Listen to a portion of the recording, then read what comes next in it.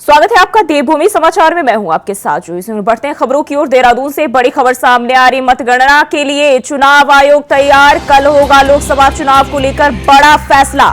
भारत समेत उत्तराखंड की लोकसभा सीट का फैसला। काउंटिंग की सभी तैयारियां पूरी कर ली गई है। आम जनता को रिजल्ट का इंतजार है और आम जनता जो है उनकी नजर रिजल्ट पर टिकी हुई है। राजनीतिक पार्टियों ने मतगणना के लिए कसी कमर। तो ये जानकारी, भारत समेत उत्तराखंड की लोकसभा सीट का फैसला किया जाएगा और मतगणना के लिए जो है अभी सभी को इसका इंतजार है। राजनीतिक पार्टियों ने इसके लिए कमर कस ली है। काउंटिंग की सभी तैयारियां फिलहाल पूरी कर ली गई है। तो भारत समेत उत्तराखंड की लोकसभा सीट का भी फैसला होगा और कल लोकसभा चुनाव को लेकर बड़ा फैसला होगा। तो मतगणना के लिए चुनाव आयोग पूरी तरह से तैयार है। देहरादून से ये जानकारी निकल के सामने आ रही है और राजनीतिक पार्टियों ने अपनी अपनी तैयारियां कर ली है और पूरी तरह से कमर कस ली है। तो काउंटिंग की सभी तैयारियां पूरी कर ली गई है। देहरादून से ये जानकारी निकल के सामने आ रही है। मतगणना के लिए चुनाव आयोग तैयार है और कल लोकसभा चुनाव को लेकर बड़ा फैसला है। काफी अहम दिन रहने वाला है। भारत समेत उत्तराखंड की लोकसभा सीट पर फैसला आ सकता है। काउंटिंग की सभी तैयारियां पूरी कर ली गई है। फिलहाल जो है आम जनता की रिजल्ट पर नजर टिकी हुई है। वहीं अगर हम राजनीतिक पार्टियों की बात करें तो सभी पार्टियों ने मतगणना के लिए कमर कस ली है।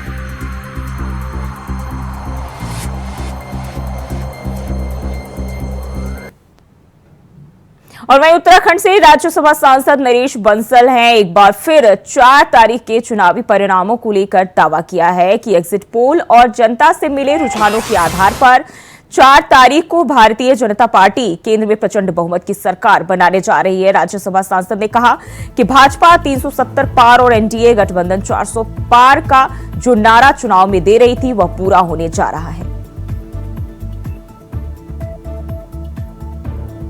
2 महीने की लंबी चुनावी प्रक्रिया के बाद चुनाव समाप्त हो चुके हैं। चुनाव के संबंध में विभिन्न एजेंसियों के एग्जिट पोल भी आ चुके हैं और वो सभी पोल इस ओर इशारा करते हैं कि भारतीय जनता पार्टी की नरेंद्र मोदी जी के नेतृत्व में तीसरी बार प्रचंड बहुमत की सरकार बनने वाली है। जैसा कि कहा था, भारतीय जनता पार्टी 370, एनडीए 400 पार। संकल्प दोहराया जाता था हर सभा में, अब की बार 400 पार। जनता ने भरपूर आशीर्वाद दिया है। भारतीय जनता पार्टी 400 पार, एनडीए के साथ 400 पार करने जा। और वहीं टोल टैक्स को लेकर बड़ी खबर सामने आ रही है। आम जनता की जेब का बढ़ा खर्च, देश भर में बढ़ाया गया टोल टैक्स। से बड़ी जानकारी, देश भर में टोल टैक्स बढ़ा दिया गया है। 5 से 10% बढ़ाया गया टोल टैक्स। सभी टोल प्लाजा पर बढ़ी हुई दरें कल रात से हुई लागू। तो आम जनता की जेब पर एक बार फिर से जो है खर्च बढ़ता हुआ दिखाई दे रहा है। सभी टोल प्लाजा पर बढ़ी हुई दरें कल रात से लागू हो गई हैं और टोल टैक्स जो है देश भर में बढ़ा दिया गया है। 5 से 10% टोल टैक्स में बढ़ोतरी की गई है। तो ये बड़ी जानकारी टोल टैक्स को लेकर सामने आ रही है। आम जनता की जेब पर एक बार फिर से महंगाई की मार पड़ती हुई दिखाई दे रही है जब टोल टैक्स को बढ़ा दिया गया है और कल रात से ही ये दरें लागू हो गई है। तो आम जनता के लिए एक बार फिर से बड़ा झटका कह सकते हैं जब जेब का खर्च बढ़ता हुआ दिखाई दे रहा है। टोल टैक्स में बढ़ोतरी की गई है। 5 से 10% की बढ़ोतरी टोल टैक्स में किए गए हैं।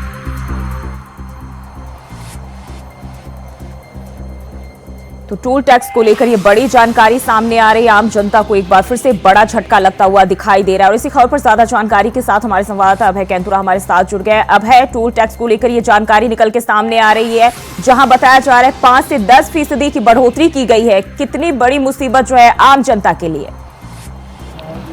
तो बिल्कुल इसे इस रूप में समझ सकते हैं कि जैसे ही चुनाव की तारीखों के ऐलान के साथ चुनाव यहाँ पर कंप्लीट हुआ है, 4 जून को जैसे ही मतगणना यहाँ पर होगी, उससे पहले ही जो मतदाता हैं या जो राज्य के जो देश के जो नागरिक हैं उनकी जेब पर एक और बोझ पड़ने की स्थिति यहाँ पर आ गई है। जी। अगर आप नेशनल हाईवे से गुजर रहे हैं और वहां पर नेशनल हाईवे पे कोई भी टोल प्लाजा है तो वहां पर अब आपको पूर्व का जो निर्धारित जो शुल्क था उस शुल्क से ज्यादा शुल्क आपको वहां पर देना होगा। 5 से 10% की बढ़ोतरी उस शुल्क में यहाँ पर की गई है। और ऐसे ही हर नेशनल हाईवे के जितने भी टोल प्लाजा हैं वहां पर उन सब की वृद्धि यहाँ पर हो गई है। यानी अगर आप एक उदाहरण के तौर पर देखें, अगर आप देहरादून से दिल्ली जाना चाहते हैं तो दिल्ली जाते हुए जो यात्री हैं, जो श्रद्धालु जो सैलानी हैं जो अपनी गाड़ी से जा रहे हैं, उन्हें कम से कम 4 जगहों पर अपना टोल टैक्स वहां पर देना होगा। 4 जगहों पर इसी प्रकार से 10 रुपए की बढ़ोतरी वहां पर होगी। यानी उनके जेब पर 40 रुपए का एक्स्ट्रा बोझ यहां पर पड़ने जा रहा है। अगर आप देहरादून से सिर्फ हरिद्वार ही जाना चाहते हैं तो आपका जो पूर्व का जो टोल था उस टोल में 10 रुपए की बढ़ोतरी वहां पर कर दी गई है।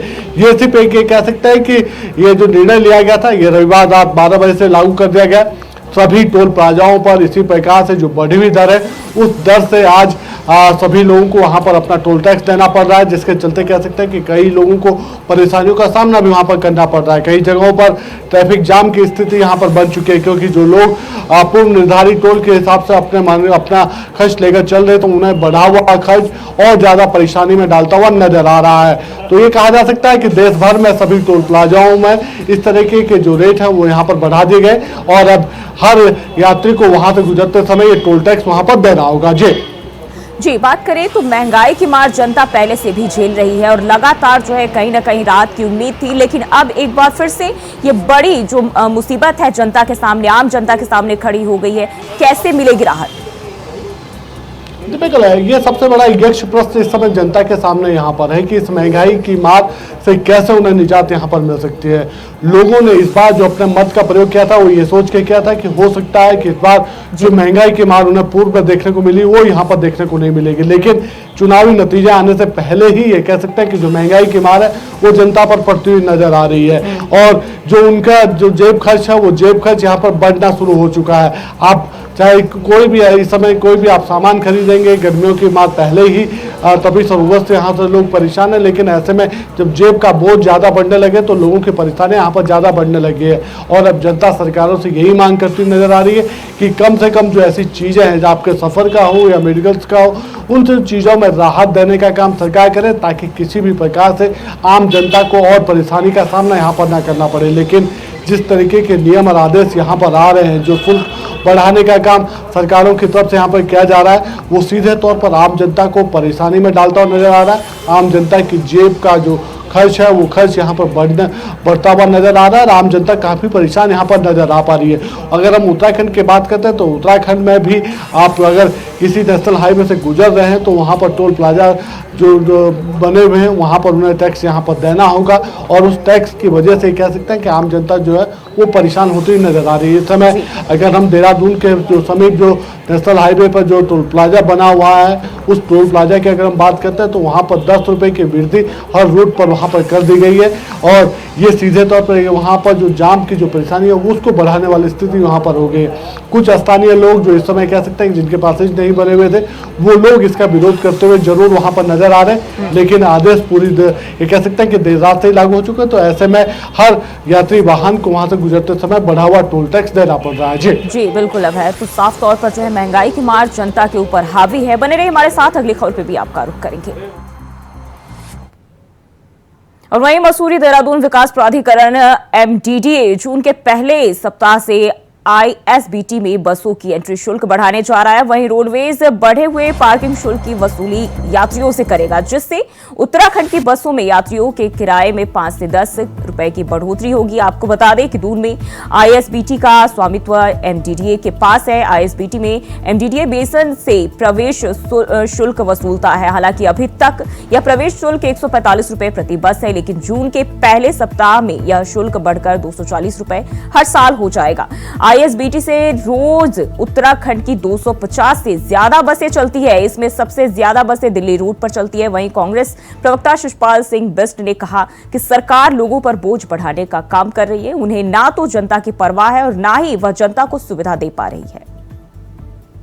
महंगाई की मार जो है पहले ही जनता झेल रही है। बिजली के दाम देखिए कि आप किस तरीके से बढ़ रहे हैं, परिवहन भाड़ा पहले से ही जो है महंगा है और जहां तक ISBT की बात है, आईएसबीटी पहले से ही जो है प्राइवेट हाथों में है। अब आप यात्रियों से भी अगर जो है टैक्स वसूलने का काम करेंगे तो आप कितना जो है यात्री का जो है खून निचोड़ना चाहते हैं। एमडीडी हो या अन्य कोई भी सरकारी एजेंसी हो, अगर इस तरीके से जो है उपभोक्ताओं के साथ खिलवाड़ करेगी तो निश्चित तौर पर महंगाई में तो ये आप समझिए ना कि एक तरीके से दोहरी मार होगी जो है यात्री के ऊपर। सरकार को जो है इस प्रकार की योजनाएं थोपने से पहले इन पर जो है व्यापक राय बनानी चाहिए और तभी जाकर के इन योजनाओं पे आगे बढ़ना चाहिए। तो एमडीडीए ने बस का किराया बढ़ा दिया है और लगातार अभय कैंतुरा हमारे साथ बने हुए हैं। अभय, जिस तरीके से आईएसबीटी में बसों का जो शुल्क बढ़ाने की बात चल रही है, जनता की बात करें, उनके बीच कैसी हलचल देखी जा रही है इस खबर को लेकर? देखिए, सबसे बड़ी हलचल इस समय परिवहन विभाग के भीतर देखने को मिल रही है, क्योंकि अगर उनकी बसें आईएसबीटी पर खड़ी हो रही है और आईएसबीटी से उनकी बसों का संचालन हो रहा है तो फिर उन्हें इस बार बढ़ा हुआ शुल्क वहां पर देना होगा। आईएसबीटी का संचालन एमडीडीए की तरफ से किया जाता है, तो ऐसे में एमडीडीए की तरफ से नए जो शुल्क के जो निर्धारण की जो दर है उनको बढ़ाने का काम वहां पर कर दिया गया है। पूर्व में हर बस को ये कह सकते हैं कि 145 रुपए वहां पर अपना शुल्क देना होता था, जिसका संचालन आईएसबीटी से होता था, लेकिन अब ये शुल्क बढ़कर 240 रुपए उन्हें वहां पर हर साल वहां पर देना होगा। उत्तराखंड की 250 बसें, जो परिवहन निगम की जो 250 बसें, वो वहां से रोजाना संचालित वहां पर होती है। सबसे ज्यादा बसें दिल्ली रूट पर होती है, लेकिन इसके अलावा भी उत्तराखंड के जो दूसरे जो पर्वतीय मार्ग हैं या देश के जो दूसरे राज्य हैं, वहां के लिए परिवहन निगम की बसें, जो रोडवेज की बसें, वो वहां से संचालित होती है। ऐसे में अब हर बस का जो शुल्क निर्धारण है वो 240 वहां पर कर दिया गया है। उन्हें 240 रुपए की दर से भुगतान वहां पर करना होगा और ये कह सकते हैं कि जिसकी वजह से अब परिवहन निगम ने जो अपना जो किराया था उस किराए में भी बढ़ोतरी करनी शुरू कर दी गई है, क्योंकि जो शुल्क उन्हें आईएसबीटी पर दिया जाता था परिवहन निगम को, उस शुल्क की दरें बढ़े होने के साथ साथ अब ये कह सकते हैं कि जो उन्होंने आम जनता से जो किराया था उस किराए में भी अपनी बढ़ोतरी वहां पर कर दी। और ऐसे ही जो राज्य के जो पर्वतीय जो रूट थे उन रूट में 5 से 10 रुपया प्रति रूट उन्होंने किराया बढ़ाने के आप ये कह सकते हैं कि वहां पर अपनी दरें लागू कर दी है। तो ये कहा जा सकता है कि जो महंगाई की मार थी वो महंगाई की मार आम जनता पर भी पड़ने लगी है। विभाग के जो संचालन जो परिवहन की जो कंपनियां हैं उनके ऊपर भी यहाँ पर उसका बोझ बढ़ने लगा है। सरकार की तरफ से अभी तक ये कह सकते हैं कि जो किराया निर्धारण की जो तिथियां थी उन पर अभी तक अंतिम निर्णय नहीं लिया गया था, लेकिन जिस प्रकार से एमडीडीए की तरफ से शुल्क बढ़ा दिया गया तो परिवहन विभाग ने भी अपना किराया बढ़ाने का काम यहाँ पर किया, जिसकी मार ये कह सकते हैं जिस तरीके से एक के बाद एक महंगाई की मार जो है आम जनता पर पड़ती हुई दिखाई दे रही है। चुनाव खत्म हुए नहीं कि एक नया झटका जो है, बड़ा झटका लोगों के लिए है। क्या आगे किसी तरह की राहत की उम्मीद है? देखिए, उत्तराखंड में फिलहाल अभी आम जनता को कोई भी ऐसी राहत मिलती हुई नजर नहीं आ रही है जिससे कहा जा सकता हो कि उनके ऊपर जो महंगाई की मार पड़ रही थी वो कम होती हुई दिख जाए। क्योंकि अभी ये कह सकते हैं कि चाहे आप खाद्य सामग्री के जो दाम हैं उन दामों में जिस प्रकार से पूर्ण बढ़ोतरी हुई उसमें किसी प्रकार का कोई राहत उन्हें मिलने वाली नजर नहीं आ पा रही है। जो सब्जियां या फल के जो रेट थे वो इस समय बढ़े हुए नजर आ रहे हैं, क्योंकि जब तक बारिश नहीं होती है, जब तक मानसून नहीं आता तब तक पूर्व की जो सप्लाई है वो दूसरे राज्यों से यहाँ पर होती है, तो ऐसे में दामों में बढ़ोतरी हो रही है। पेट्रोल डीजल पर जो वैट का जो राहत सरकार की तरफ से दी जाती थी वो अभी तक यहाँ पर दी नहीं गई है। अब ये कह सकते हैं कि जो बसों का जो किराया था उत्तराखंड में लोगों के जो आवागमन का जो मुख्य जरिया बसें हैं, रोडवेज की बसें हैं, वहां पर भी अब उन्हें बढ़े हुए किराए के रूप में दोगुनी मार वहां पर झेलनी पड़ रही है। तो ये समझा जा सकता है कि जनता को कोई राहत नहीं मिल पा रही है और जनता अब ये सोचती हुई नजर आ रही है, कहती हुई नजर आ रही है कि अगर वोटिंग से ये कह सकते हैं नई सरकार बनने से पहले की स्थितियां ये है तो फिर नई सरकार बनने के बाद क्या उन्हें और नई जो महंगाई की जो मार है उससे रूबरू होना पड़ेगा और क्या कुछ उन्हें राहत मिल सकती है, जिसका अभी तक कोई जिसको लेकर अभी कोई कहना या बात करनी भी जल्दबाजी होगी। जी बिल्कुल। तो बसों के किराए में एक बार फिर से बढ़ोतरी होने से जनता के लिए एक बड़ा झटका है। बने रहिए हमारे साथ, आगे भी आपका रुख करेंगे। तो आम जनता का जो खर्च है वो बढ़ता हुआ दिखाई दे रहा है और रुकते एक छोटे से ब्रेक के लिए फौरन हाजिर होते हैं। ब्रेक के बाद स्वागत है आपका। रुक रही थी खबरों की ओर। चार धाम यात्रा को लेकर हिंदू धर्म में मान्यता बेहद अहम है। इस साल चार धाम की यात्रा 10 मई से शुरू हो चुकी है। इस यात्रा को लेकर भक्तों की भारी भीड़ उमड़ रही है। उत्तराखंड सरकार ने भीड़ के मद्देनजर वीआईपी दर्शन पर आगामी 10 जून तक के लिए रोक लगा रखी है। वहीं चार धाम के कठिन रास्ते और भारी भीड़ के बीच 22 दिनों में लगभग 70 श्रद्धालुओं की मौत भी हो गई है। इनमें से केदारनाथ में 27, बद्रीनाथ में 22, गंगोत्री और यमुनोत्री में 21 लोगों की मौत हुई है। वहीं स्वास्थ्य सचिव डॉक्टर आर राजेश कुमार ने कहा कि चार धाम यात्रा में दर्शन करने आने वाले 50 साल से ऊपर के श्रद्धालुओं से उनकी पुरानी मेडिकल हिस्ट्री की जानकारी ली जा रही है। हालांकि अभी तक यह वॉलंटरी है, लेकिन बाद में इसे परमानेंट कर दिया जाएगा। आगे स्वास्थ्य विभाग चार धाम के लिए एक हेल्थ कार्ड भी डेवलप करना सोच रहा है, जिसे जल्द ही शुरू कर दिया जाएगा। जितने भी यात्री आ रहे हैं 50 से ऊपर, तो उनको हम कंपल्सरी स्क्रीन कर ही रहे हैं और उनकी प्रीवियस मेडिकल हिस्ट्री भी पूछेंगे। इसके अलावा जब भी कोई यात्री टूरिज्म डिपार्टमेंट के चारधाम वेबसाइट में यहाँ पे दर्ज करता है तो उसमें एक पॉपअप आता है जिसमें उसकी हेल्थ रिलेटेड पैरामीटर्स की भी जानकारी ली जाती है।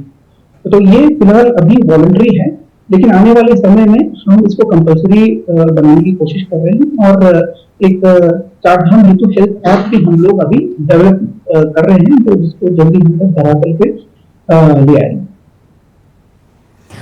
और अभय लगातार हमारे साथ बने हुए हैं। अभय, अगर हम बात करें तो चार धाम यात्रा में जिस तरीके से भीड़ उमड़ती जा रही है, इसको मद्देनजर ध्यान में रखते हुए जो है स्वास्थ्य विभाग अब जल्द ही हेल्थ कार्ड जारी करने की बात कह रहा है। क्या खबर मिल रही है? तो बिल्कुल ये कह सकते हैं कि स्वास्थ्य विभाग की तरफ से लगातार अलर्ट बोर्ड पर इस चारधाम यात्रा को लेकर काम करने का काम वहाँ पर किया जा रहा है। स्वास्थ्य विभाग की तरफ से जहां डॉक्टरों की टीमें तैनात कर दी गई, वहीं हेल्थ एटीएम भी वहां पर लगा दी गई है। साथ ही 50 साल से ऊपर के जो श्रद्धालु यहां पर पहुंच रहे हैं उनका जो स्वास्थ्य चेकअप है या जो उनकी मेडिकल हिस्ट्री है उसको जानने का काम विभाग की तरफ से किया जा रहा है और उसके लिए बाकायदा आदेश यहाँ पर जारी हो चुके हैं कि 50 साल से ऊपर के व्यक्ति का जो यात्री यहाँ पर पहुंचा है उसको किसी भी प्रकार से बिना चेकअप के आगे नहीं जाने दिया जाएगा। अगर कोई संभावना उनके स्वास्थ्य को लेकर वहाँ पर नजर आती है कि किसी की आशंका है तो फिर उसको लेकर भी वहाँ पर बातचीत की जा सकती है। अगर कोई व्यक्ति मेडिकल हिस्ट्री में खराब होने के बाद भी यात्रा करना चाहता है तो फिर उससे बाकायदा स्वास्थ्य विभाग की तरफ से एक फॉर्म वहाँ पर भराया जा रहा है, जिसकी गारंटी वो स्वयं व्यक्ति अपनी वहाँ पर ले रहा है कि अगर उसके साथ कोई अप्रिय घटना वहाँ पर घटते स्वास्थ्य संबंधित फिर उसकी स्वयं की जिम्मेदारी वहाँ पर होगी, क्योंकि विभाग की तरफ से पहले से ही उसको अलर्ट वहाँ पर कर दिया गया था और यात्रा न करने की सलाह दी जा रही थी। इसी प्रकार से कह सकते हैं कि चारों धामों में लगातार स्वास्थ्य विभाग की तरफ से कोशिश यही की जा रही है कि हर यात्री का स्क्रीनिंग वहाँ पर हो सके। उनको अगर स्वास्थ्य संबंधी किसी प्रकार की दिक्कत है तो फिर वहीं पर डॉक्टर की सलाह से उसे मेडिकल ट्रीटमेंट वहाँ पर दिया जा सके। लेकिन जो चिंता स्वास्थ्य विभाग की है वो सबसे ज़्यादा यही है कि चारों धामों में अभी 70 से ज़्यादा जो व्यक्तियों की अकाल मृत्यु वहाँ पर हुई है, उनके जो मेडिकल हिस्ट्री के जो कारण रहे उनको जानने का काम विभाग की तरफ से किया जा रहा है। आने वाले दिनों में ये मौत का आंकड़ा और ना बढ़े, उस पर कमी वहाँ पर देखने को आए, ऐसी कोशिश विभाग की तरफ से वहाँ पर की जा रही है। लेकिन जिस प्रकार से श्रद्धालुओं का सैलाब यहाँ पर उमड़ा है, श्रद्धालुओं की भीड़ यहाँ पर उमड़ी है, तो ऐसे में कहा जा सकता है कि कुछ लोग अपनी मेडिकल हिस्ट्री छिपाने का काम यहाँ पर करें, जिसका खामियाजा उन्हें अकाल मृत्यु के रूप में या कोई बड़ी स्वास्थ्य संबंधी परेशानी के रूप में वहाँ पर भुगतना पड़ रहा है और फिर विभाग की जो मुश्किलें और बढ़ती हुई नजर वहाँ पर आती है।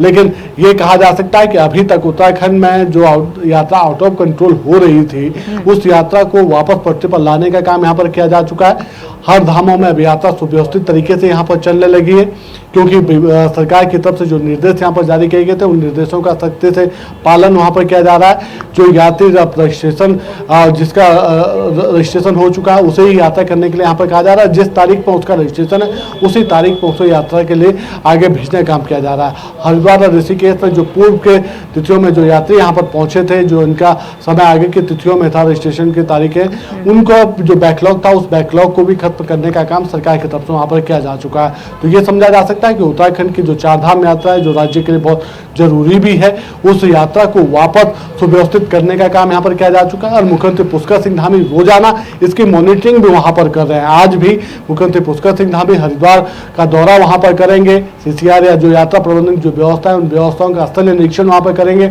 अधिकारियों को दिशा निर्देश देंगे ताकि यात्रा से जुड़ी हुई कोई भी परेशानी या कोई भी ऐसी समस्या जो अब तक देखने को मिली है उसका तत्काल निदान वहां पर निकाला जा सके। अधिकारियों को भी दिशा निर्देश दिए जा रहे हैं कि वो यात्रियों की बातों को सुने और अगर उनकी कोई परेशानी है तो फिर उसका समाधान निकालने का काम वहां पर करें। जी अभय, बिल्कुल, बहुत बहुत शुक्रिया आपका जानकारी साझा करने के लिए।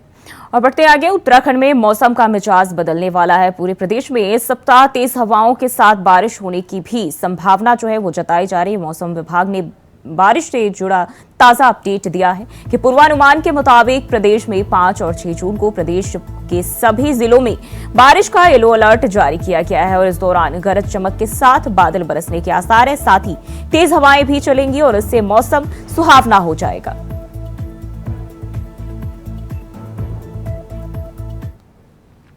और देवभूमि समाचार में फिलहाल के लिए बस इतना ही। खबरों के लिए बने रहिए इंडिया वॉइस के साथ।